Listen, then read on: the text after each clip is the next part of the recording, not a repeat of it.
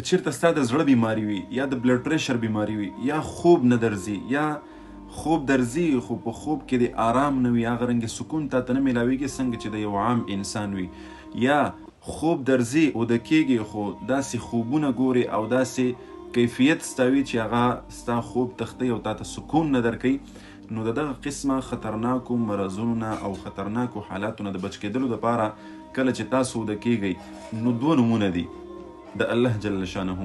دا وایي په دې خپله سینه باندې 11 کرتې چوف کوئ، انشاءالله ښایسته خوبونه به ګورئ، ښایسته آرامدی خوب به الله جل شانه درکوي.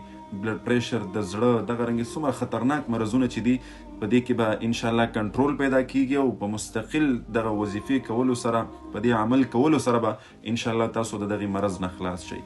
عمل څه شی دی؟ آسان دی، مختصر دی. کله چې تاسو د شپې اوده کیږئ مونځ دې وکړو ښه د مزې سره او بیا راغلی خپلې بسترې ته په سنت طریقې سره پرېوتلې، د خوب دعا دې وویله چې کله اوده کېږي په دغه وخت کې په دې خپله سینه باندې دغسې لاس کېږده، چې لاس یې کېښودو 11 کرتې ووایه یا باعثو یا نورو، یا باعثو یا نورو، یا باعثو یا نورو. دا دواړه نومونه په یو ځای باندې 11 کرتې ووایه او دغسې په دې خپله سینه باندې چوف کوئ، داسې چوف کوه.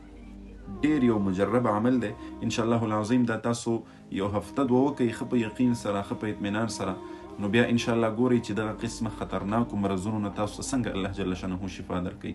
خوب دا به په سکون سره وي ستاسو. یعنې ډېر خلک داسې دي چې هغې پراته یي ټوله شپه د نشې ګولۍ خوري خو هغې ته خوب نه ورځي.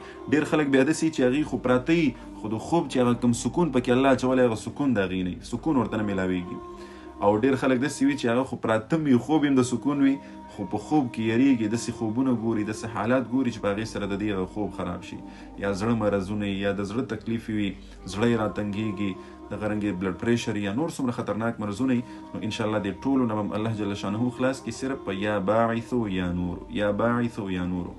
نو کوشش کوئ دا عمل په خپله هم وکړئ، نور دوستانو ته هم ور ورسوئ. السلام علیکم ورحمة الله وبرکاته.